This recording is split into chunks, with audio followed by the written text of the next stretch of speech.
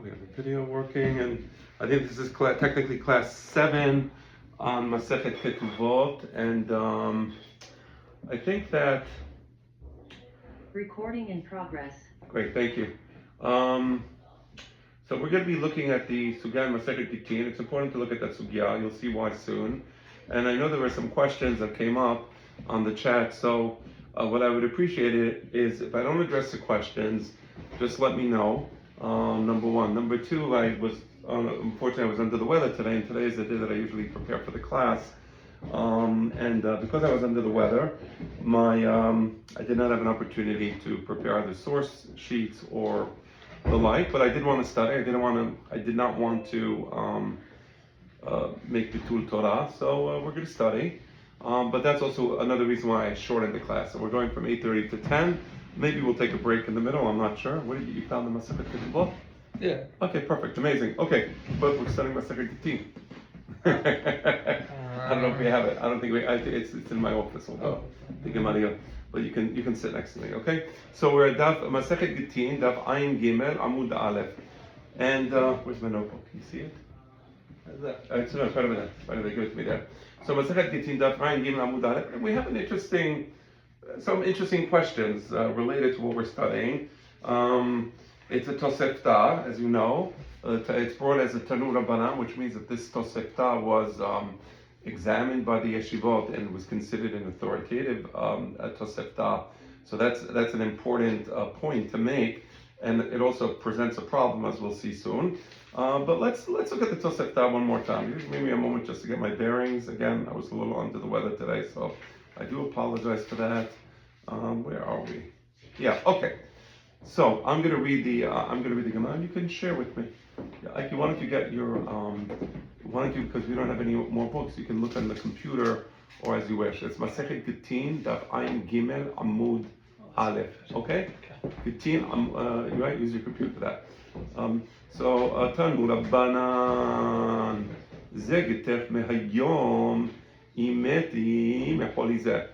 So the situation on its face is clear. The husband wants to give a get to his wife, and he's doing it properly. It's mehayom, which means the get has been fulfilled, which means the get has been duly delivered in the presence of Edin. There's just one tenai that is standing in the way, but once that tenai is fulfilled, the get will be a get. And what is a tenai? Imeti meholizeh. If I end up dying from this particular sickness. Okay. Nafal ala bayit. I'm reading the more meduyak Nafal ala bayit. Unshacho nachash. Either of these two events take place. Enohet. I want to analyze this with you for a moment, because there's going to be a very serious difficulty. But when we say enohet, why is it not a get? Meaning, I want you to look at this in a precise and detailed manner. What's the reason she'eno get? And the reason is, there was a tenai, and the tenai was not fulfilled. Why was the tenai not fulfilled? The reason the tenai was not fulfilled is because there was some sort of ones, right? So apparently here we see, and ta'anat ones begitin. Does everybody agree with what I'm saying so far? Any questions? Okay, so let's continue. Now, this is the sefa, the second part of the Tosefta. So he changes the lashon a little, and he says, if I don't end up recovering, get me the Sefer Shemot. Give me the Sefer Shemot, please. Yeah. Right? He says, so this lashon is a simple lashon from Perashat Mishpatim. We have that, give me a moment. Right? It says, right? Where does it say? Velo yamut, no, right? All right. Mashe lo sada. 1 second. No. איך יזיד איש עליו ולא גם בעלמה, וגונב איש ומחל מצגת ומקלל אביו וכי ארגון אנשים, ואם יקום, right? So im yakum, so I'm sorry, I'm looking at Parashat Mishpatim, Perek Kaf Aleph, Pasuk Yotet. So somebody got punched, somebody got hit, and he becomes sick. It says im yakum. So im yakum means if he will recover, veitalech bachus al mishanto, v'nikah hamakeh, he can literally stand up. He has the strength to stand up, right? So that's im yakum. So you see the lashon im lo emod mecholi zeh is the equivalent in the Gemara or in the Tosefta is the semantic equivalent of im yakum v'yitalech bachus, right? That's important. So you see, it's a common expression as we have it. So he says im lo emod mecholi zeh. Then nafal alav habayit umshachon nahash. Harei ze get. In this case, it's a get. So just for now, I'm going to explain that there is no difference between the Resha and the Sefa. And I understand that there's two versions of the Tosefta. We're going to look at both versions, but just for purposes of this discussion and for purposes of understanding our sugya, there is no difference between the Resha and the Sefa. Meaning, when it says Im lo emod mecholi zeh, what is he saying? He's saying, Im lo, if I don't recover from this sickness, but rather I die. That's one possibility. Or there's only one other possibility. If I don't recover from the sickness, but rather I die from something else, right? Now, between those two possibilities, we choose the first one, which is to say, Im lo emod mecholi zeh, ela shamut mecholi zeh, right? That's the implied term in the sentence, Im lo emod mecholi zeh. And therefore, from the perspective of the Gemara, there's no difference in how he phrases it. I brought to your attention last week Hasde David of Rabbi David Parto, who explains, and why would he change the lashon? Why wouldn't he just say imeti mecholi zeh? Why not say im lo emod mecholi zeh? And we discussed that last week for reasons of superstition, right? So he doesn't want to say if I die, if I don't recover, right? So again, I'm aware that the Tosefta has another reading, but maybe you can just yeah. They don't hear it well. You don't hear well? I don't hear well on the Zoom. I had Joyce said it's on. Wait, are you having trouble hearing? We hear you well, but the sound quality could be better. Maybe there's a way to make the. It's on the iPhone. It's on Zoom. Okay, so what I'm going to do is I'm going to take off. I believe if I take. Well, thank you for letting me know that, Joey Mechila. I'm going to take off the Bluetooth. It could be that the Bluetooth is messing it up. Bluetooth disconnected. Let me know. Do you hear me better now, or it's the same thing? Okay, Mechila, I apologize for that. So now I know. Let me just take this thing. I'm going to get rid of it. Right? Okay, that's it.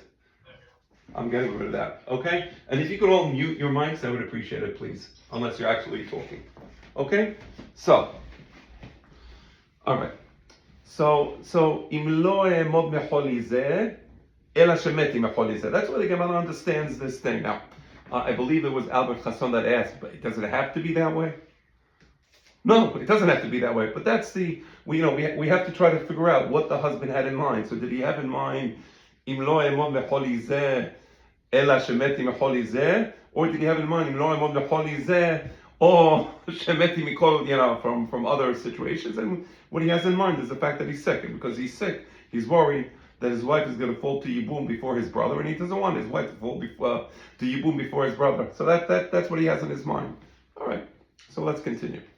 So this is similar to the Nafsha, where we're going not by what he actually said, but rather what he was thinking. I mean, it's not. Anytime somebody's talking, right, we have to try to understand not just the words he said, but what the meaning is. Even if a person makes a shevuah, and he says shevuah shelo ochal lechem hayom, and he meant to say shevuah shelo ishte mayim hayom. The shevuah is not a shevuah, right? So we're always going to look not just at the words that that person spoke, but we're going to try to understand what he meant when he said that. That's why also when a person writes a shetar, it's up to the Beit Din to try to understand what does a shetar mean. And we're going to get into that a little more. We will get into that a little more. But at this point, let's continue, because this is clearly the way the Gemara understands the matter. All right. So now the Gemara asks a question. ומאי שאינה שפה. Why in the Resha, where he says, אם מת עם החולי זה, we say what? We say, I don't get. And in the Sefa, give me the green marker, please. It should be on the table right in front of you. And in the Sefa, where he says, אם לא יעמוד מחולי זה, הרי זה get. Why? The Tenai, in both cases, in the first case, the Tenai lo hitkayem. And we said, I don't get, that makes sense. In the second case, the Tenai lo hitkayem. Right? הוא לא מת מחולי זה. And therefore, why does he say הרי זה get? אבל התנאי לא התקיים, and we're saying, אין אונס בגיטין. So it's confusing. All right, so let's continue. Let's continue and see what the Gemara says. Shalchom nitam. Shalchom nitam means there was an official question from the yeshiva in Babel to the yeshiva in Eretz Yisrael, and the yeshiva in Eretz Yisrael provides an official answer to the question. And here it is. Achalo ari en lanu. If the husband said, for example, let's assume, let's figure it out, that the husband said, and then a lion ate him, en lanu. What does en lanu mean? We don't have any tradition. Okay, so a couple points. Number one, we don't know exactly how the question was formulated, do we? The question is not born in the Gemara, right? But we do know that the question was not, please explain the Tosefta. Because the Tosefta doesn't say a word about Ari. And the answer doesn't explain the Tosefta, right? So that we know. We know that there was a question. We know that the question was not, please explain the Tosefta. But also, the answer that they give in Eretz Yisrael somehow sheds light on a Tosefta. So while the textual reference is absent, meaning they weren't asking explain the text of the Tosefta, but they were explaining conceptually the Tosefta, right? So instead of saying, for example, Nafal alav habayit or Neshachon nachash, it says Achalo ari en lanu. We don't know what the law is when the lion eats the husband. Okay. So it appears that the question was something like this. Apparently,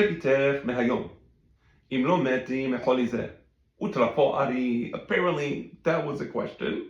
And Shalchom, and the answer was, Achalo ari en lanu.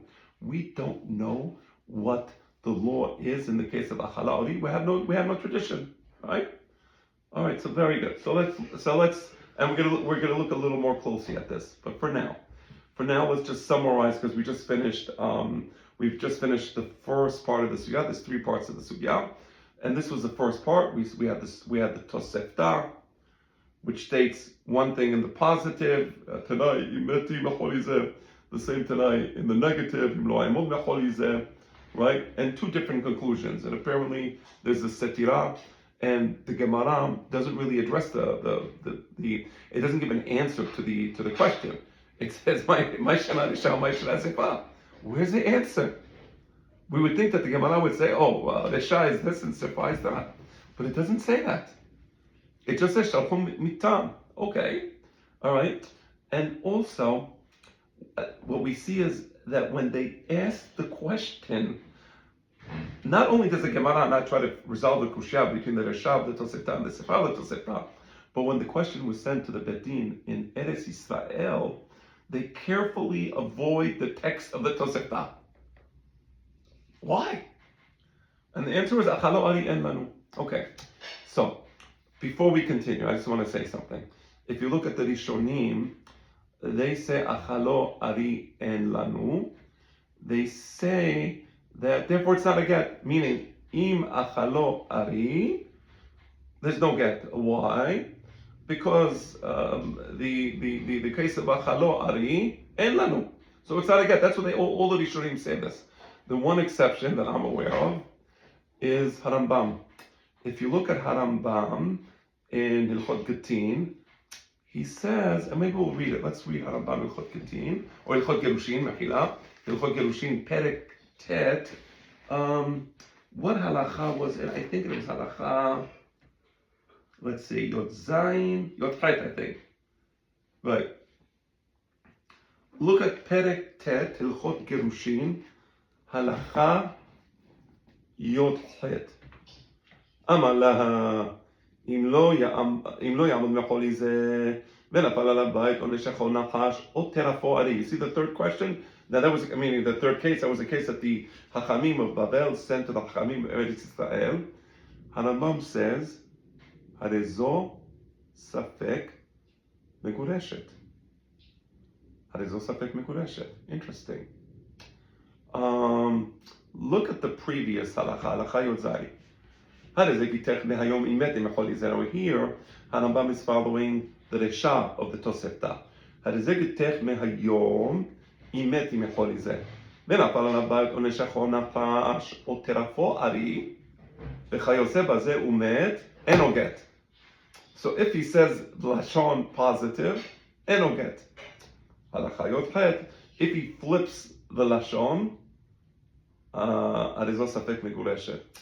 Strange, because Harambam is implying there's a difference in the legal consequences between the Resha, where he says in the positive imeti, and the Sefa, where he says imlo aimod mecholizeh. But the Gemara seems to suggest otherwise. The Gemara says there should be no difference between the two cases. There should be no difference between the case of imeti mecholizeh or imlo aimod mecholizeh, right? The Gemara says that the fact that the Resha and the Sefa have a different legal treatment is, from the perspective of the Gemara, inexplicable. All right, I'm just putting the pieces together. Again, I know it's a little difficult, but I just want to put the pieces together so that we can offer an analysis, and hopefully this will be a cogent analysis that will resolve some of these difficulties. Now, also, my father, Alav Shalmi, said that if Harambam says there's a safek, and leave aside the analysis of the sugya for a moment, Harambam would not say there's a safek. Harambam doesn't invent things. So if Harambam says that in the case of achalo ari it's a safek, or in the case of imlo aimod mecholizeh it's a safek, it means that he must have had a masoret, he must have had a tradition that this is the correct way to understand the matter. Also, Lieberman in the Tosefta Kipshuta, I believe he has a note there, and he says the same thing, meaning that it can't be that Rambam would say, Achalo Ari Safek Megureshet. It can't be that Rambam would say that unless he had some tradition to back him up. But okay, for now, we know, En Lanu. There are no sources. I'm going to stop. The Betin in Eretz Israel said, En Lanu, right? Okay. Does anybody have a difficulty with this? Again, the question was, Achalo Ari. He says, Harizeh gitech im lo emod mecholizeh.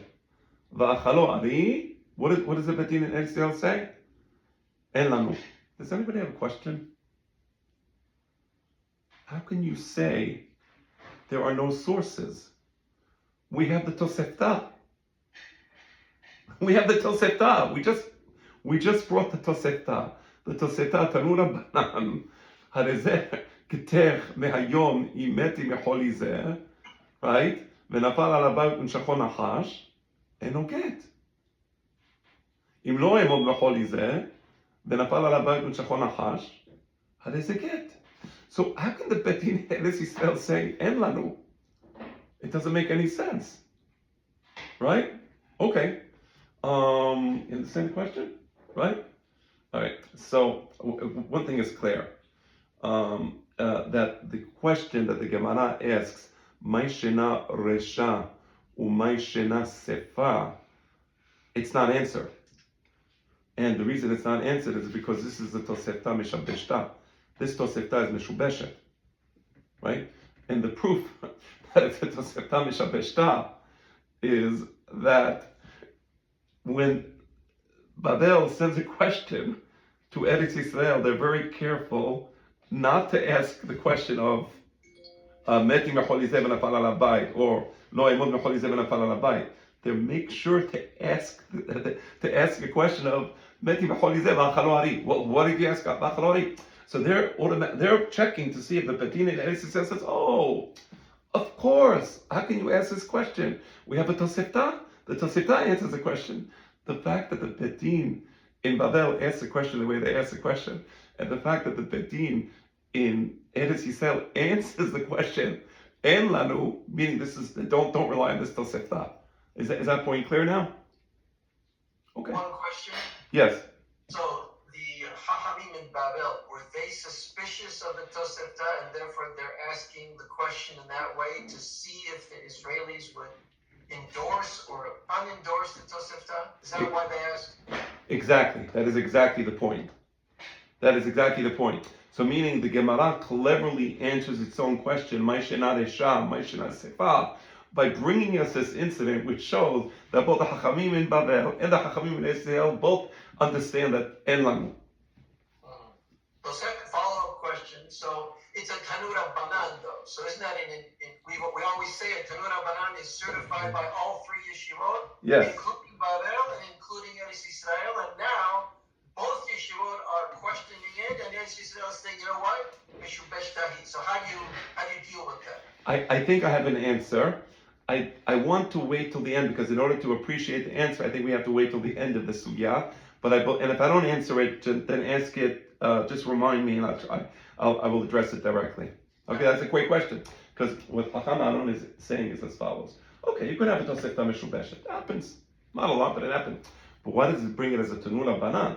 The fact that it brings it as a Tanura Banan, the word Tanura Banan means the yeshivot looked at this baraita, in this case a Tosefta, and the yeshivot agreed that this baraita can be quoted. It is it is an authoritative baraita.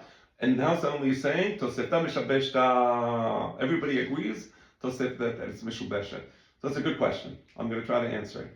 But for now, let the question hang, and let's continue our analysis. Look at the Tosafot, all right? Because the Tosafot brings something important. It says on the question, Maisha, you want to see it? Yeah. Okay. Here it says, Maishena Resha or Maishena Sefa.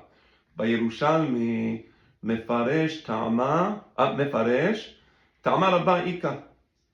In the Yerushalmi, it explains the answer. Very simple, and it says a very powerful answer to the question. Meaning, the Babli has a question, Maishena Resha, Maishena Sefa. No answer. Crickets. The Yerushalmi asks the same question, they say, no, we have an answer. Maishena Resha, Maishena Sefa, Ta'ama Rabba Ika, Deberesha, Harelomet B'chol Yizeh. If you take the language literally, he says, if I die. So the condition for the get to be effective is if I die from the sickness. I'm sorry. If I die from the sickness. Did he die from the sickness? No, he died from a house collapse. Okay, so that makes sense, and we'll get. The Tenai wasn't fulfilled. All right, let's continue. Aval Besefa, again, this is from the Yerushalmi. Im lo a'amod ka'amar. If you look at the way he switches the language, he says, Harizegitech mehayom, im lo a'amod mechol. If I don't recover from this sickness. Now, if you take the language literally, if I don't recover from the sickness, that's a condition for the effectiveness of the get, right? Did he recover from the sickness? No. So it's a get. He never recovered. Again, the condition for the get was if I don't recover. If I don't recover from the sickness, then then the get is a get. He didn't recover from the sickness for whatever reason. I don't know. Somebody took a gun and shot him. Okay. He got abducted by aliens and he suffocated in outer space. Lo aman b'chol yizeh. And since lo aman b'chol yizeh, the condition was fulfilled, and the get is a get. So it's a very simple explanation, right? And the Tosafot are bringing it. V'harei lo amad. The lo amad mashma, when he says im lo emod mechol yizeh, the explanation is ben al yedei acholi, ben al yedei davar acher. It doesn't matter why he ended up not getting cured. It could be he didn't get cured because the sickness was too much for him. It could be that he didn't get cured because something else caused his death. Why does it matter? Our Gemara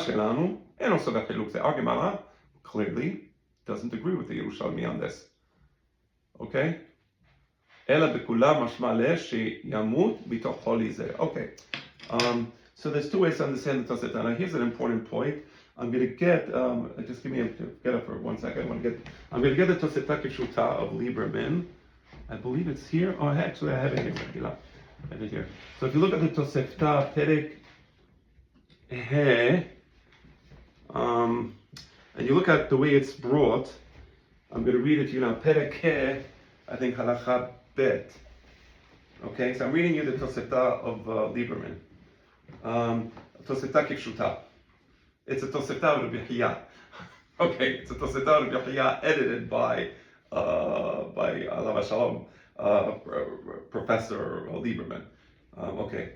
When I was young, I used to recite, like my father used to have me studying Shel Balafet. So sometimes he once had me visit, a few times he had me visit Professor Lieberman, and he used to test me. He did not need a book. He would just listen to me, and it seems he had quite a healthy photographic memory, as it were. But okay, all right. I'm reading to you now the Tosefta. זה גיתך מהיום אימתי מחולי זה. Okay. אימתי מחולי זה. Oh no, I'm sorry. Okay, I'm sorry. I'm continuing. I started too early. I'm going a little further. זה גיתך מהיום אימתי מחולי זה. נפל עליו בית. מונשכו, I like this better. I keep saying נפל עליו הבית. Why should it be הבית? Which house? The house. Why the house? You see, it's more meduyat. Nafal al habayit, not habayit, right? Nafal al habayit. Unchacho nahash enoged. Now here, look at the Tosefta. What does it say? Shelo met meoto holi. Meaning hatenai lo hitkayem, and since hatenai lo hitkayem, right? The get is not a get. Look at the sefa. אם לא אמרתי מחולי זה, נפל עליו בית, ונשכו נחש. How does it get? In this case, it is a get. Why? Because the Tanai was, אם לא אמרתי מחולי זה, then the get would be a get, והוא לא עמד מחולי זה, שלא עמד לאותו חולי. So the Tosefta כפשוטה has a Tosefta as it has in the Yerushalmi, and if this version of the Tosefta has no problem. Right? This version of the Tosefta is very simple. It's two separate or two different situations. In the first case, hatenai lo hitkayem, and therefore the get is not a get. In the second case, hatenai hitkayem, and therefore the get is a get. What's the problem? Okay, but as noted and as we see, the Babli completely rejects this explanation of the Tosefta. For the Babli, there's no difference between the Sham, Meti b'choli zeh, or the Sefa, Im lo emod b'choli zeh. When he said Im lo emod b'choli zeh, according to the Babli, he meant Im lo emod b'choli zeh ela shemeti b'choli zeh, right? Which is a reasonable explanation, because he's not thinking about the fact that if he dies from the sickness, I mean, he is thinking about the fact that if he dies from the sickness, his brother's going to do yibum on his wife. Okay, that's what he's thinking about. He's not thinking about the fact that if a roof collapses on him, or a mountain lion decides to eat him up, that he wasn't thinking about that. That's not why he made this tonight. So the explanation, or the way that Babli understands the Tosefta, is a very reasonable explanation. I would say it actually makes more sense, at least in my mind, than the explanation of the Tosefta as we have it. But okay, in the Tosefta Kipshuta. So anyway, you have two versions of the Tosefta.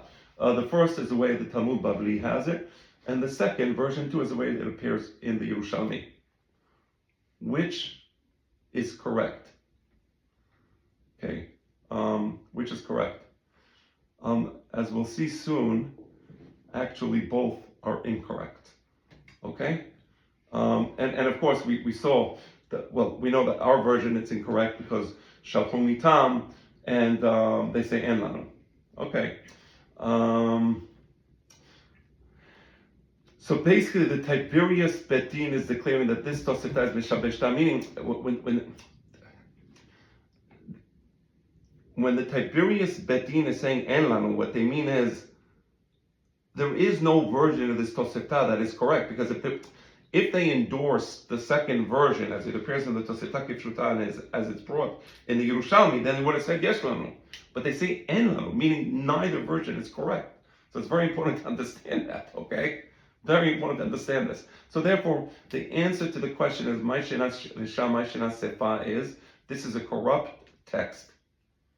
And now you understand what happened. Because this text was problematic, for the reasons that I explained. When I say problematic, I mean version 1 is problematic, and when I say version 1, I mean as understood by the Chachamim in Babel, where there is no legal difference between the Resha and the Sefa, right? So this is what happened. Probably later on, they attempted to revise the Tosefta and explain it by adding those sentences that we saw in the Tosefta Kipshuta, right? But the Beit Din in Eretz Yisrael rejects that. And they say, no, we reject the amended version as well, right? And this is a very important point. If you look at the Rishonim, it appears that they don't really discuss this point. But this point is key to understanding the sugya, right? This is the key to the entire sugya. And this is why our Gemara doesn't say Ta'amar Abba'ika. Like the Tosafot bring the Yerushalmi, where they say Ta'amar Abba'ika. We don't say Ta'amar Abba'ika. Alright? Alright, so that's part 1. Let's look at part 2. Because we're not done with this diyun by any means. But do you have the time? Just let me know when it's 9:01. Right, so let me know when it's 9:30. We'll do like a short break at 9:30, just kind of like Minhag Yisrael Dinu. Okay? Okay. So now we're doing part 2. There's 3 parts of the Sugya. That was the first part. Now we're going to do the second part. Here we go. You see it? Hahu Gabra? Okay. Hahu. I'm sorry, Mishila. Where am I? Part 2. Okay.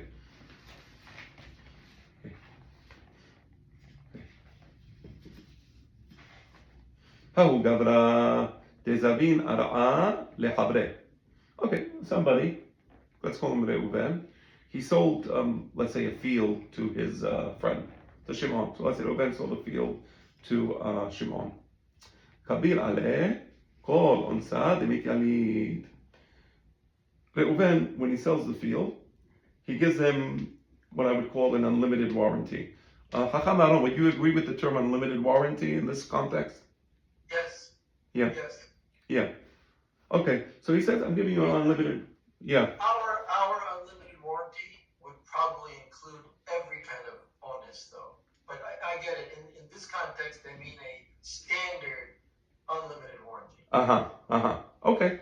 Okay, so he gives him this unlimited warranty, meaning anything goes wrong with the field, I have to indemnify you for the damages. Okay, so he's going to indemnify him for any damage. The seller is obviously very confident about the field. It was probably a very good field. He owned it for many years. He knows there's no problems with the field. There's never any issues with the field. So he's willing to give the buyer an unlimited warranty. Probably the buyer paid a little more money. There's only one problem. He says, kol onsa. Now he says kol. The word kol is key here. Kol onsa demikyalid, right? Anything. So what does anything mean? Anything means anything. Okay. The pasuk says in Yov, ki lo teda magyeled yom. You never know. Same lashon. The mityalid. Anything that will. So we don't know what the day is going to give birth to. Ki lo teda magyeled yom. Okay. Hu lo yada. So what happened?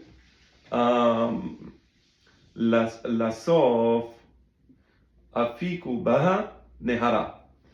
At the end, it appears, it's not 100% clear, but one of the standard explanation, I think it's the easiest one, is the king had the river diverted into the field.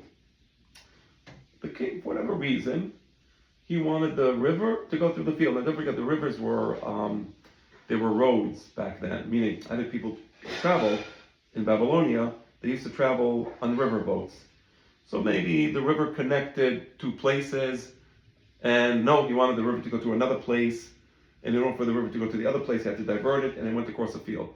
Bottom line is, the field became useless, right? The field became useless because now it's filled with the river, right? So what happened? The buyer says, okay, pay up.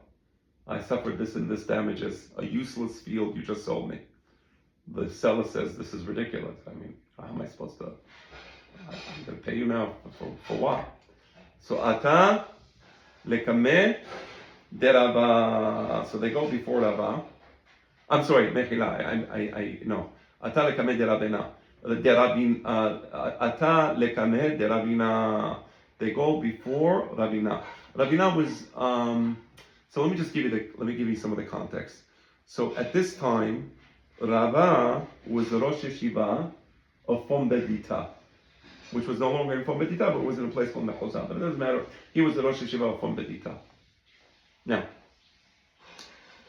Rava had a whole group of Talmidim. It was a tremendous, prolific era of great Hakamim. Among his Talmidim was Rav Papa, we're going to see later. Rav Nabelet, Rav Yoshua, we're going to see later. One of his Talmidim was Rabbeinu. Rabbeinu at this point was young. He was young, but he was a Talmid Chacham, and they went to the Beit Din of Rabbeinu. So they and another Talmid of Rava was Rav Aha bar Tahalifa. We're going to see soon. Okay, so Rabbeinu is a Talmid of Rava. Rav Aha bar Tahalifa is also a Talmid of Rava. All right. So anyway, the litigants, Atalikameh de Rabbeinu. Probably the buyer of the field goes to the Beit Din of Rabbeinu. That's what Ata. And he tells Rabbeinu, this guy gave me an indemnity. And he said, Kol onsa, any honest. Amar le zil shafe le. Rabbeinu said, you're right. That was the deal. Go, pay him. Deha kabilt alach kol onsa de mitalid. Because you agreed to indemnify him for any honest that may come about. This is included in the word anything is included the king diverting the river into the field. Okay, there was a guy in Babylonia that did not like this answer, and this was a colleague of Ravina, because again, Rav Aha bar Tahalifa was another Talmid of Rava. So he's arguing with Ravina. He doesn't like the answer. Amar le Rav Aha bar Tahalifa le Ravina. Wait, hold on 1 second. I just want to see. All right. Okay. I explained. Okay.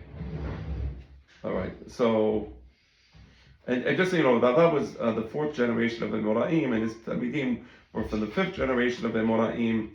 Ravina himself was one of the younger Talmidim. He was, by the way, from the editors of the Talmud was Ravina and then Rav Asher. They were the ones who edited the Talmud. So, just to get some of the, some of the historical background or context rather. Anyway, so what happened? Rav Aha bar Tahalifa doesn't like this answer. He says, "Onsa de la shachiachu." This honest is not a regular honest. This is onsa de la shachiach. It was not foreseeable when the person says, "Okay, I'm going to indemnify you for any honest that can happen." Okay, if there's a drought, I don't know, that's foreseeable. I don't know, robbers come in. Okay, that's foreseeable. That the river will suddenly be diverted by the king, and there is no field. The field basically disappeared. Is that foreseeable? Right. So that's not foreseeable. So Rav Tahalifa, he disagrees with Ravina. He says there should be no indemnification obligation here.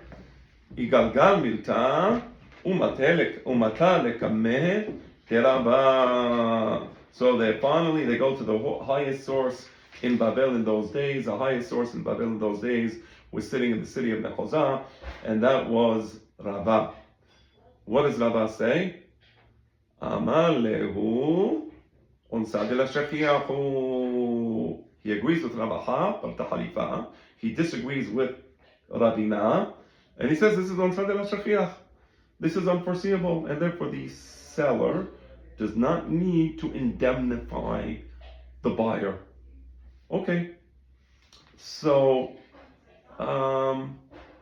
okay, let's continue. Something very unusual is going to happen now. Itive Ravina le Rava. Ravina is going to ask a question against his teacher, Rava, and he's going to bring a source to back up his question, not just a question. It's not just he has an idea. No, he's gonna actually.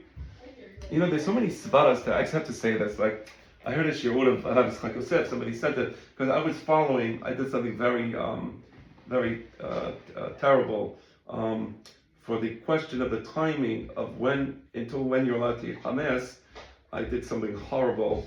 I followed the Geonim and Harambam and the Rif and I used the Sha'al Zemaniyot of from sunrise till sunset, which is what an astronomical hour actually is, meaning in actual reality, right? So a chair is a chair, a floor is a floor, and a Sha'al Zemanit is 12 parts from sunrise to sunset.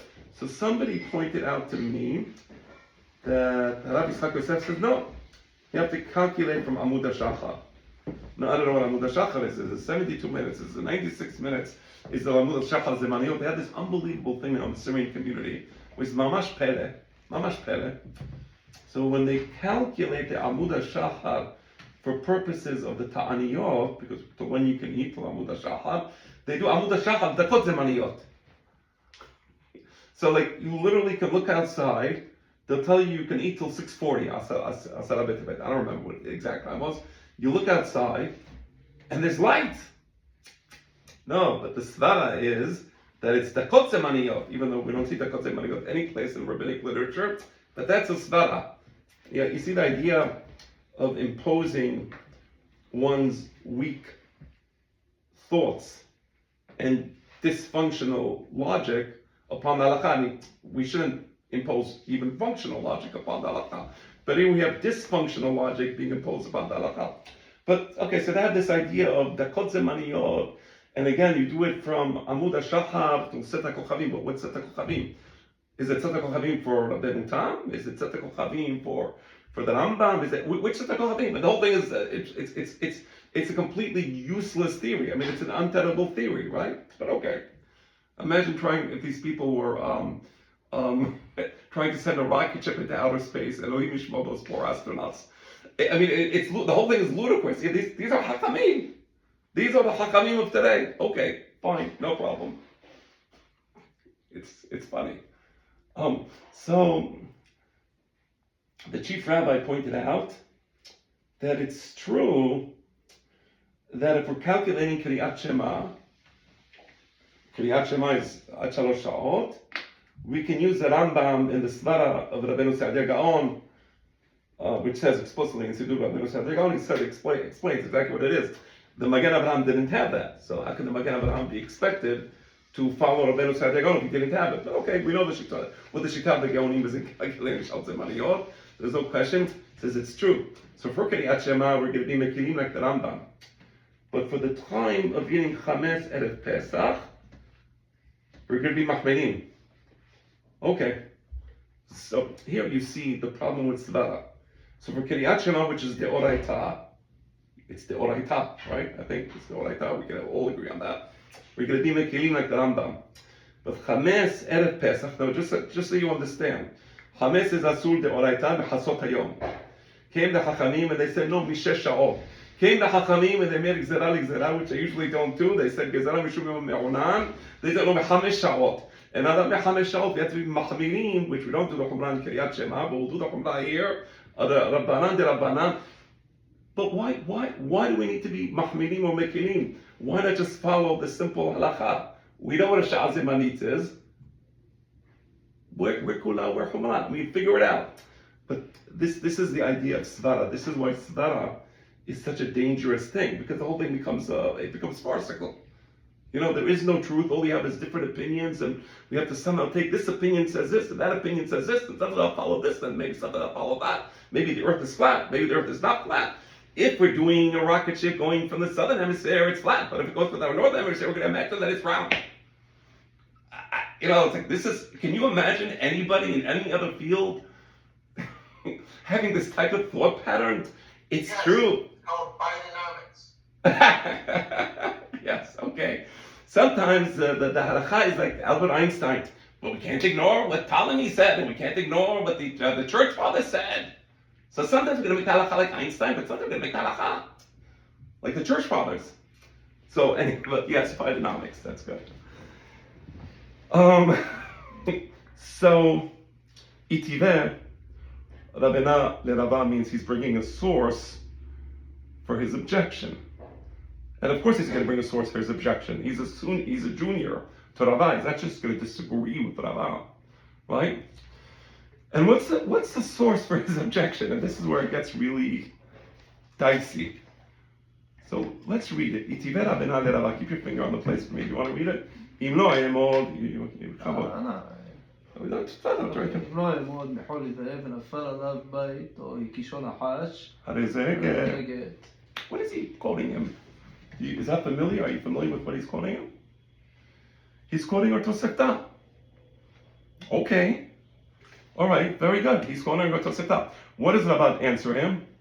Amar le Rabbah. אמר לרבה ואמא מרישה. Ve'ema meresha. You quoted me the Sefa of the Tosefta. I'll quote you the Resha of the Tosefta. What does the Resha say? אינו גט. Eno get. Okay, stop. Eno get. Before I even explain this, does anybody have a problem with this? But we just said that it's Tosefta Mishabdeshta. Right? Meaning, we know that the Betin in Babel asked the Betin in Eretz Yisrael, and one thing they agree upon is En Lanu.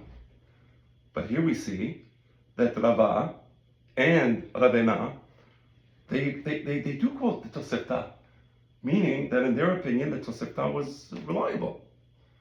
You understand the problem? Okay. Now I want to also look at the flow of logic. And I just want to show you something here. This is problematic.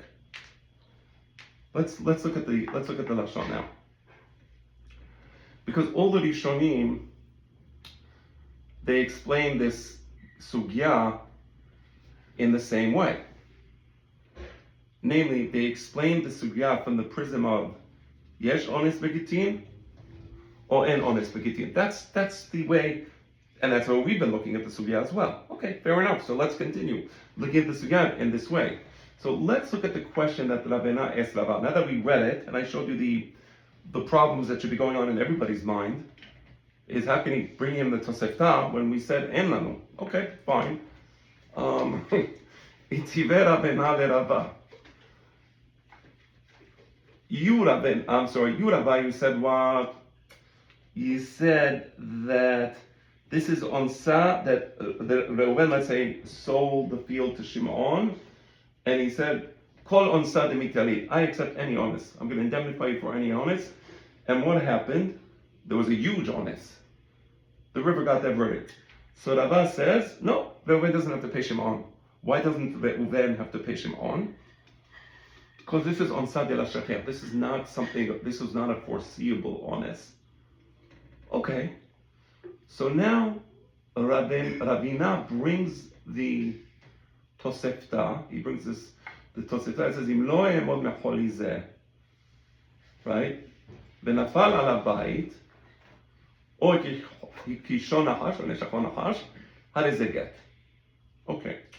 So here we see that the tenai, Im lo yemod mecholi zeh, im meti mecholi zeh, let's say im meti mecholi zeh, v'nafal al habayit, or kishon nachash, the tenai hitkayem or lo hitkayem? Lo hitkayem. Right? He said, I'm giving you the get if I die from this holy. He didn't die from the holy. So we said that is a get. Why is it a get? The only way to say it's a get is to say that the original tenai was annulled, and because the original tenai was annulled, then the get is a get. Right? So this would stand for the proposition, yesh ones begitin, ein ones begitin. It would stand for the proposition, yesh ones begitin. Again, he said, I'm going to just switch the language so it's easy for us to follow. Okay, mehayom. Ulo met mecholi zeh. And yet we said the get is a get. Why would the get be a get? You're saying that the ones annulled the tenai, correct? And since the ones annulled the tenai, therefore the get is a get. Okay. Give me this piece of paper. I want to check something I wrote earlier today before I forget. Mechila. Okay.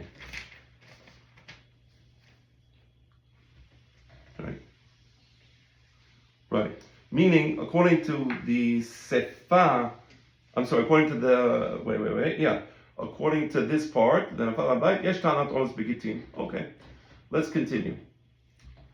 Ama le Rabba, the Ema Meresha. No, you're calling me the Sefa of the Tosefta. I say Pot Reshav the Tosefta. The Reshav the Tosefta says what? Enoget. Why would you say Enoget? Well, the only way you would say Enoget is because Lo Yitkayim Atenai. If you say Lo Yitkayim Atenai, what does that mean? Im Lo Yitkayim Atenai, and it's Enoget, meaning En Tanat Onos Begitin, right? So the Resha stands for the proposition En Tanat Onos Begitin. The Sefa stands for the apparently Yesh Tanat Onos Begitin. But what's happening here? Meaning, how can you quote the Resha and then quote the Sefa? So Amar le Rabba Hamid Ater Rabina. ומשום דקשה רשע שפה למות בינן תיובתה, למות בינן תיובתה מנה. So he says, Rabba Hamid Ater, who was the one who first brought this to the attention of Rabba, he's arguing with his fellow, I guess, colleague, Talmid, not his Talmid, but a junior of his, they're both Talmidim. Because you have a kusha resha sefa, we're not going to give you. We still have what the Tosefta says. Amalein. This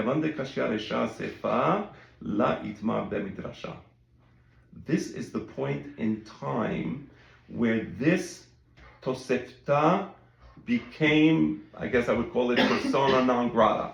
Meaning, we see now the exact historical development of what happened. This is at the very end. This is the Rabbi is the Rosh Yeshiva. Rabina is already active, so this must be when the Rabbi is old. Right? We're already close. We're in the 5th generation of Emoraim, close to the 6th generation. Until this point in time, the Tosefta was being quoted. But when they had this diyun in the Yeshiva and the Betin of Rabba, now they reached the conclusion, La itmar be-midrasha u'meshabeshta hi. This is a Tosefta meshubeshet. Chacham Aron, I'm going to give you my own opinion. I don't have proof for this, but I think there's some credence for what I'm about to say. Why is it called the Tanur Banan? Why call it Tanur Banan? We said it's Tosefta meshubeshet. I think the reason is as follows. They had this Tosefta. It comes out that it's problematic. What did they do? They tried to amend the Tosefta, and we have the Tosefta Kivshuta as the amended version. I believe by putting Tanur Banan in front of the Tosefta, of our version of the Tosefta, of the Babli's version, they're saying this is the correct version of the Tosefta. Don't misquote the other version. You want the authoritative version of the Tosefta, this is it. Because otherwise, they would have brought version 2 and said, no, there's nothing wrong with the Tosefta, we have version 2. And version 2 is the correct version. So by putting Tanur Banan in front of the Tosefta and the Babli, they're automatically saying that we reject the Ta'amar Abba of the Yerushalmi. That's the way I understand the Tanur Banan. Okay, and at what point in time did they make the question to Yeshua Tevaria to elicit the inland? Was it after Rabaha and Ravina? Was it contemporary? What was it? My theory is right after. Meaning they reached the conclusion that this La Itmar de Midrasha, and now that in the Babli, in Babel, they reached this conclusion, they're curious. So they send a question to the Yeshiva in Eretz Yisrael. And they're very curious, very intelligent rather, the way they send a question. They don't quote the Tosefta directly. They ask a question. Achalo ari mahu. Meaning the husband says, that's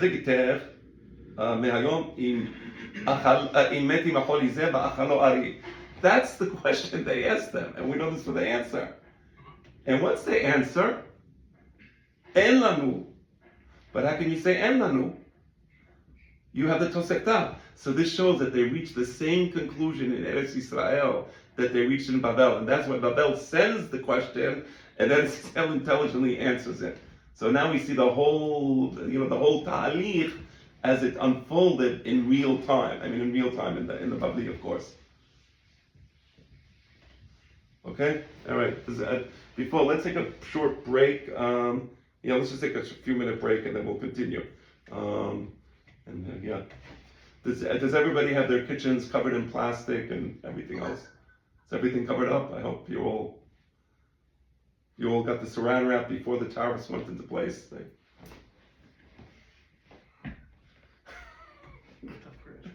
actually a rabbi who sells the following service. Yes. He has a blowtorch, which he comes to your kitchen and he erases all the hummus, but he doesn't burn down your kitchen. So there's a certain skill, and that's what he offers. And you pay him some, I don't know how much, and he blowtorches all your counters. I hope it comes with a warranty. Okay, but it doesn't have a If it burns down, it doesn't have a warranty for kol onsa de mitalit. Onsa, but not kol onsa de mitalit. Oh, crazy. But I mean, what's such a pele in these discussions is, like, how do you hechsher the sink? And like, I don't understand how nobody ever asked the question, when was the last time you had a meal in the sink? Like, meaning, did anybody here, like, I always like asking this in my synagogue, anybody who uses the sink to eat, like, just raise your hand. And the strange thing is, I've been doing this for many years now, several decades as a rabbi, and nobody eats from the sink. It's pele gadol. I don't know how that can be, that nobody eats from the sink. And yet you look at all the poskim, they tell you how to act from the sink. That's a big, what do you do with the sink? What do you do with the countertop? Do people really eat food on countertops? It's like a thing, like you go to the counter, you put your food on the countertop and you start eating. Is that like is that the practice, Shalom? What do you think? Yeah. It's kind of funny. Anyway, take another minute and we'll continue. All right.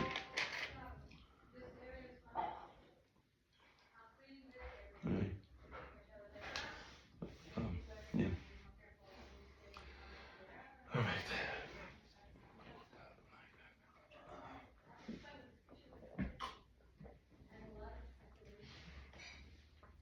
Anybody have questions? Recording stopped. Yeah. Oh, I should stop my recording also. Remind me to turn it back on. All right, so let's finish the sugya. Again, today was a slightly shorter class. As I said, I was a little under the weather today, and but I did want to at least finish the sugya. So we're going to have one last part, which we're going to be doing now, but I'm going to also save you. Let me see, when do I want to discuss that? Okay. All right, let's do this. Let's do this. This last part. All right, so this is part 3 of the sugya, and I'm going to introduce you to a new concept. And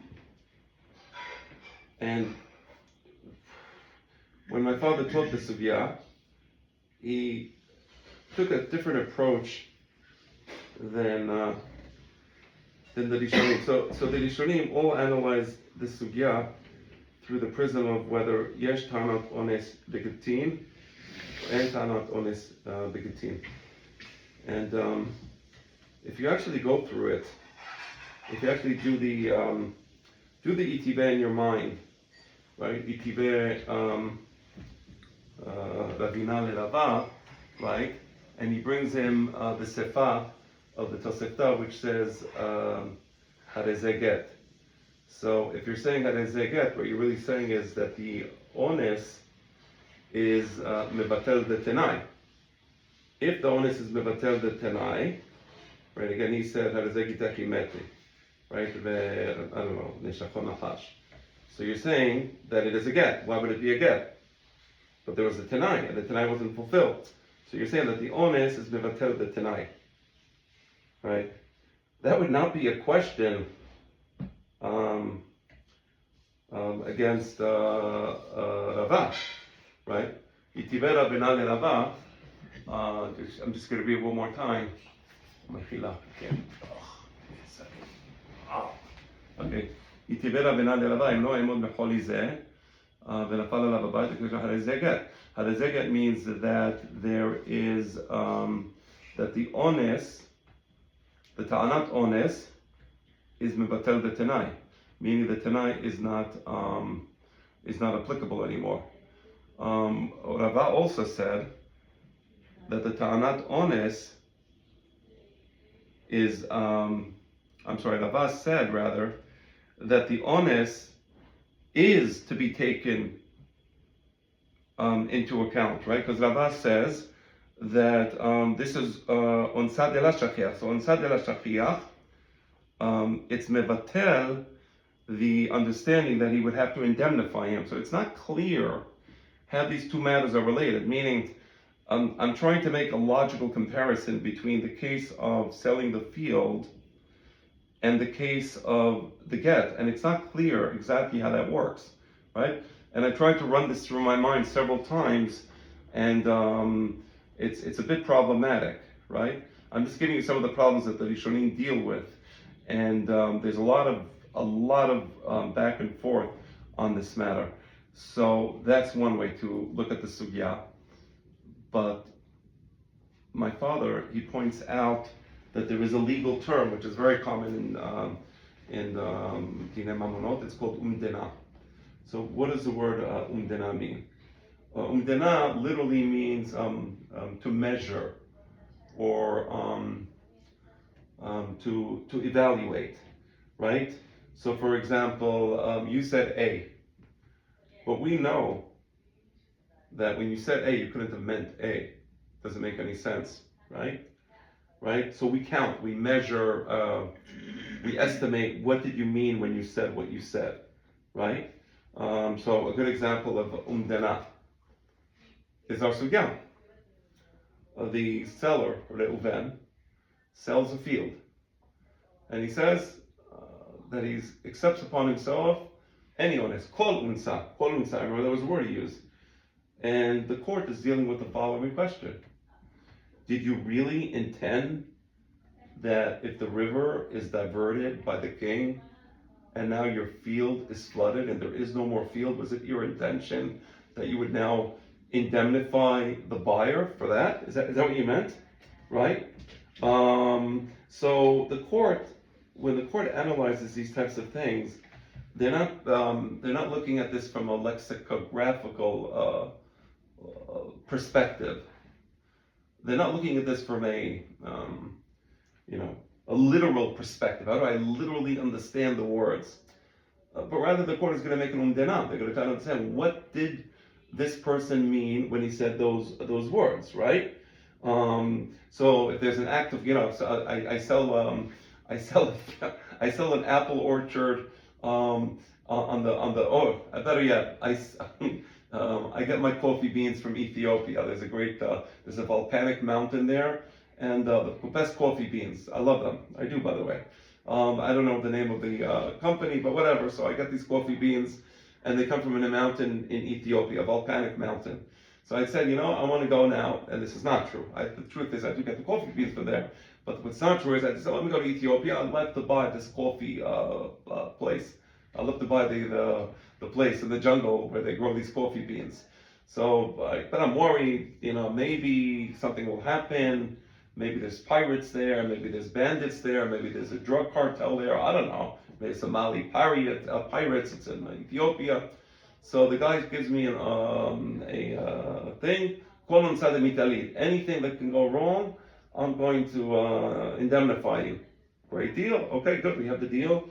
What happens? The volcano becomes active. The whole thing erupts and explodes, and there's no more coffee plantation. The whole coffee plantation is destroyed. Okay, now we have a question. When he said, I'm going to indemnify you, did he mean also if there's a volcano, there's a volcanic eruption? So this is what our sugya is dealing with. The sugya Masechet Gitin is not dealing with the question of whether yesh tanat ones begitin or en tanat ones begitin. The sugya that we're looking at we looked at the sugya from the prism of the Rishonim, obviously because we want to give them the credence and we want to understand it that way.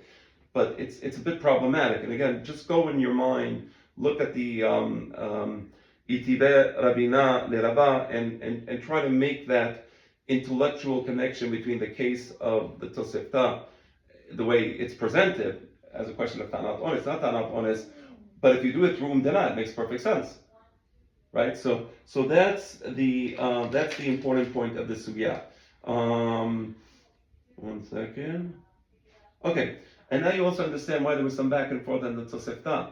Because the truth is, I explained the Tosefta according to the Rishonim. But I'm going to give you a different explanation, a very simple explanation. And I alluded to this a bunch of times, and I mentioned it. Why does a guy care whether his wife gets a get from him and she's a gerusha, or the wife doesn't get a get from him and she's an almana. Ben kach uben kach, it's over. The relationship is done, right? And the answer is he doesn't want her to be mityabemet or to be zekuka to his brother. So she's going to fall before Yibum, they have no children, and he doesn't want that. No mosechen be'enav. So he says,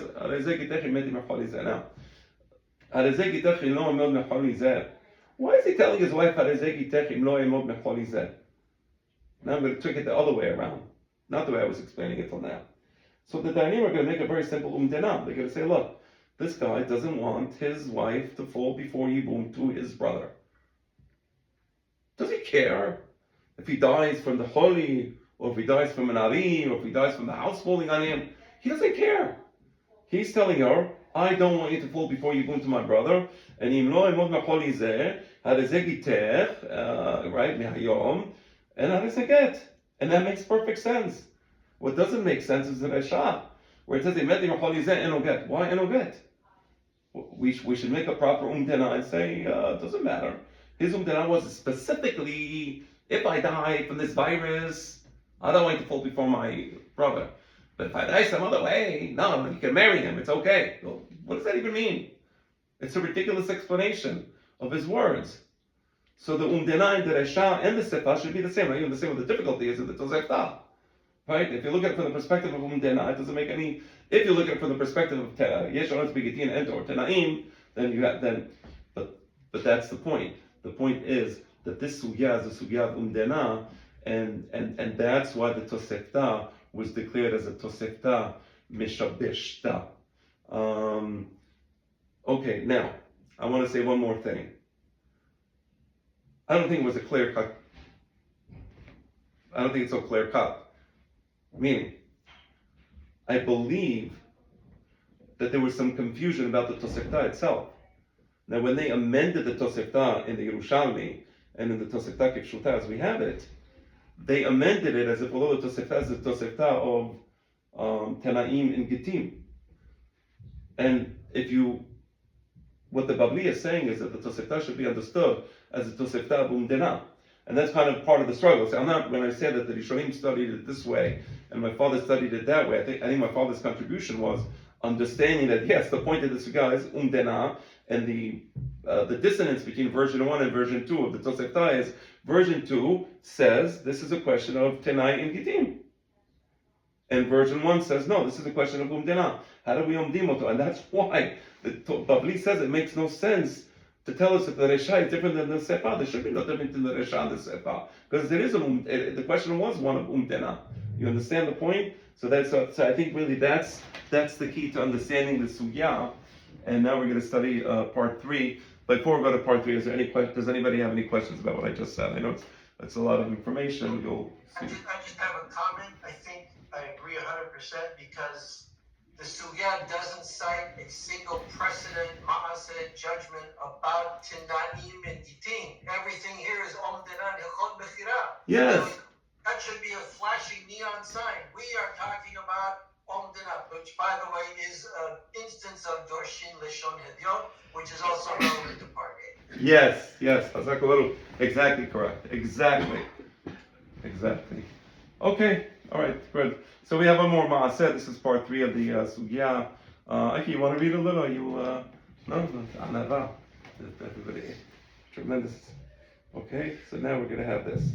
All right. So let's just read this. It's a nice ma'aseh. And what I like about this ma'aseh, and this is the old Sephardic way. Let's read it. It says, Rav Papa berabuna beredi Rav Yoshua, Zaban Shumsheme Agudat de Nahar Malkat. So we have, for example, we have here in Brooklyn King's Highway. I think that historically it was called King's Highway. Maybe the king used to travel, and maybe the King of England used to travel. There was a road for the king. I'm not sure exactly. I believe something along those. I believe remembering a book I read on the history of New York and something along those lines. So this is a King's River. It was a known river, and I suppose that the king used to travel on this river. Rabuna Bered Rav Yoshua, Rav Papa and Rabuna Bered Rav Yoshua, they were Talmidim of Rava. Same generation, by the way. And they did something horrible. They decided to to make a living. It was a little embarrassing. The Gemara does mention it. They were, Shlomo, can you cover your ears? They were working. Okay. La papa de Rabuna de Rav Yoshua,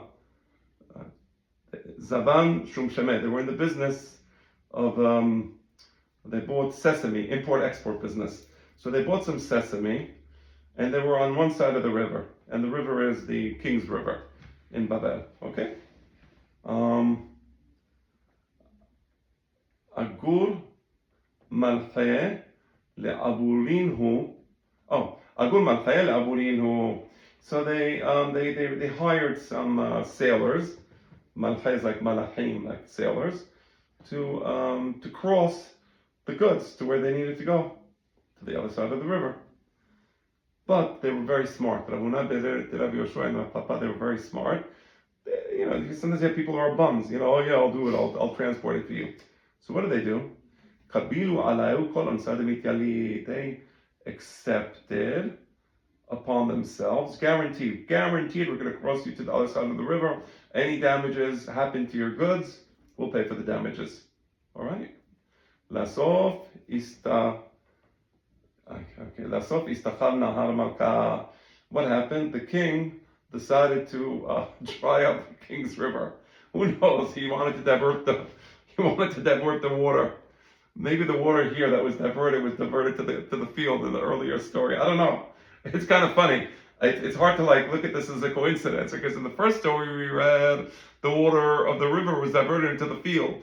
In the second story we're reading, the water of the river was diverted away from where it was. Maybe, I don't know. I'm just speculating. I obviously have absolutely zero proof that that's the case. But it would be interesting if that is the case. All right. Amru lehu, aguru. I can't see the words. Amru lehu. Oh, yeah. Amru lehu, aguru hamare, afka'inu nihalam. Deha kabiltu alaychu. So they told them, look, meaning Rabuna Bered Rav Yoshua and Papa, now they have their goods. These people, the sailors said, we guarantee we'll take it to the other side of the river. There is no river, but they guaranteed it. So they said, okay, no problem. Hire a hammar, a guy with a donkey. Hire a porter with a donkey, a guy to carry it with a donkey, and take it. You said that you accept any damages, so this is the damages. Go pay for it. Reasonable. Now they go to the גיטין of Rabbah. The same Rabbah word the story with the river from the other direction. Okay. Atule kamed Rabbah. Amaluhu kake habare meshalche gelime teinshe. So at first I don't know. Is it amal lehu? Did anybody have a better? I didn't check the nosach. I didn't know if amal lehu makes sense. Amal lehu, because what happens is that these guys, they're complaining. They're saying these white pelicans are taking away the clothing of innocent people. Maybe it should be amrule. Again, I didn't look at the nosach, but I have a feeling that it might not be amal lehu. Right? Because I have a Girsa that says Amru Lehu. Amru lehu. That would make sense, because it was the malachim that spoke to the hachamim. So the malachim are saying, look what a bunch of crooks you rabbis are. You all white like pelicans. You're making it like you're white, right? You're tzaddikim, and meanwhile you're getting together to take away our clothing. Right? Because the pelicans, apparently, I understood about this. At least this is what I remember from my father, that they rob food from each other. So you're like a bunch of pelicans that you're robbing food. So again, ka'akeh havare meshalchei gelimei deinshe. You're a bunch of white pelicans that you take away the clothing of people. This you should be embarrassed of yourselves. What was the Pesach of Dava? Calm it down, people. You have to accuse us of being white pelicans. It's This is not. You don't have to pay for it, right? So again, the question always is omdena. When a guy says, "I'll anything, I'll pay, guaranteed anything," anything never means anything, and everything never means everything, and nothing never means nothing. Everything has to be properly understood. I said even in the laws of the Shavuot, we have to make an umdena. I mean, or he has to know what he had in mind, right? He has to know what he had in mind. He has to know what he said with his mouth, right? But or nedarim, we have to understand what the word means. What does the word mean in this city? Sometimes the word means one thing in one city, and it means something else in another city, right? So we always look not just at the actual literal dictionary meaning of words, but we want to understand what the intention was. Also, by the way, with Torah, when it says "Lo tevashel gedi b'chalev imo," we understood what "Lo tevashel gedi b'chalev." Why would a person cook meat with milk? He's making a decoration. He's making a Christmas. No, he wants to eat it. We understood what "Lo tevashel gedi b'chalev imo" for purposes of eating. But afilu abishul asur. Right. Again, so we have to understand any text in the context of the people who produced that text, or any speaker. We have to understand the words in the context of what his thoughts were. So here, the Malachim, they were absolved of the liability or the necessity to pay for the porters for the reason that the umdena this is not what they had in mind when they made this agreement. Understood? So you see, as a sugya umdena, it solves, I think, so many problems, and it's almost a pleasure to read the sugya now again. When you study it again, and you study it, you'll understand again this tension that took place. But just to summarize, we had this tosefta. The tosefta was difficult. As an umdena tosefta, it's a difficult tosefta because that's where you have kasher esha sefa. Why should it make a difference? He said he met the oim. We understand what he wants. He doesn't want his brother marrying his wife. So the umdena said in both cases a get should be a get, right? But we saw that tosefta said resha one thing, sefa something else, and then they tried to pivot the tosefta, at least that's what they did in the Yerushalmi, towards the idea of tenaim, not tenaim.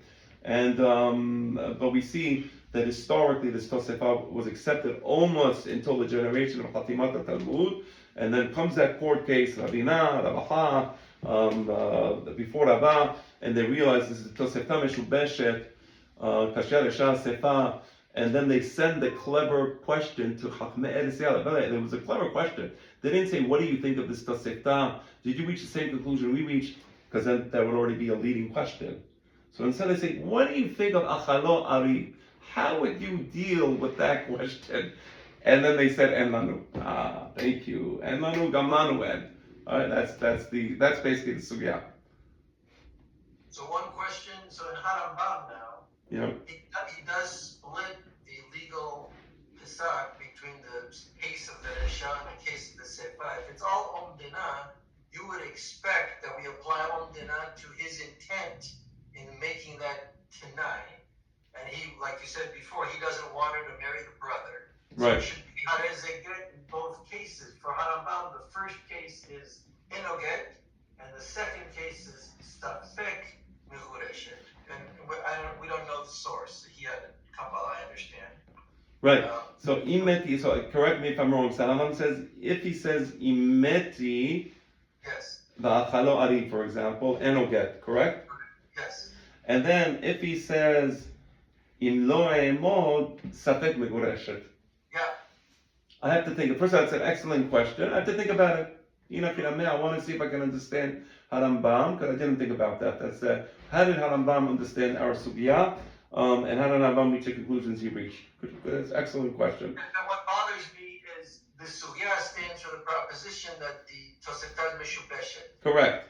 Right? So we can't use it as a precedent. That's the whole interaction between Rava and Ravina, right? Yes. So then Harambam seems to be restating it as if it is an authoritative precedent in some way. Right. So let me think about that. That's great. I know that sometimes Harambam does make Pesach like the Yerushalmi. There are cases where he makes Pesach like Yerushalmi, but I didn't think about it here, so I don't want to just speculate. But I think the way we understood that this sugya in the Babli, I think we understood it correctly. Now let's try to understand Harambam, and maybe next week, Belina, there's going to be a Chol HaMoed, a Tuesday, Belina, that we can study. But if there's a last minute change, I'll inform on the chat that there's a change. But assuming no change, there will be a class next week. But the omdena is that if my family is taking me somewhere to do something, then Badai, I would have to follow my family. Or Kolon Sadam Italit doesn't mean every honest. Okay. All right, gentlemen. So, are there any other questions? Is it possible that after the interaction between Ravina and Rava, that the Tosefta, the Sefa is problematic, but the Rishah is still good. The Rishah still makes sense to them, and that could be part of the way for how Rambam says that the Rishah is still halacha, because the question brought is that the Sefa doesn't make any sense. Interesting. What's your name, by the way? This is Raymond Habaz. Hi, Raymond. That's an interesting point, by the way. I'm going to think about that as well. That's an interesting point. Good. Okay. You know what? That might very well be the key to understanding Harambam. But I didn't think about it. But when I do, I will employ what you just said as part of the equation. It doesn't address the suspect for the Sefa. That I don't know where that comes from still. But Yeah. Understood. Okay. Good. Thank you. Chazak Baruch. Any other questions or comments? Yeah, Rabbi, just one thing to clarify, when you were saying about the Rambam, what he says about Safek, that's a Safek. So you're saying it's not that Rambam had a Safek on what the law is, the presumption is that he believes the conclusion of the Talmud is in a Safek. 100%, and that's why Lieberman, Allah Hashem, my father, and Professor Lieberman both agreed on the point that if Rambam says it was a Safek, not because he had a Safek, as you correctly just said, but he must have had a tradition that En Lanu means it's a Safek. Correct. Are you? And this would be a case where if you're, where you don't know which way Hadin Otes, so you have to be Mahmir if it's alright to kill the Ramadan. Is that what you do with a Safek like this? No, I think here, in this case, En Lanu. In this case, En Lanu. So what do you do in Safek? I understand your question. Evanti, so you're right. Well, I don't necessarily, because the laws of Safek Gitin are very specific laws. So I don't know if it follows the Oraita de Rabbanan. I think it follows its own set of rules. So whatever the law of Safek Get, Safek Megureshet would apply in this case. And that's a separate topic. Meaning, what is the legal consequence of Safek Get? There's many legal consequences one way, and there's legal consequences the other way. Okay, thank you. All right, gentlemen. It's been very nice to school Shanim Rabot. I hope everybody has a nice Pesach and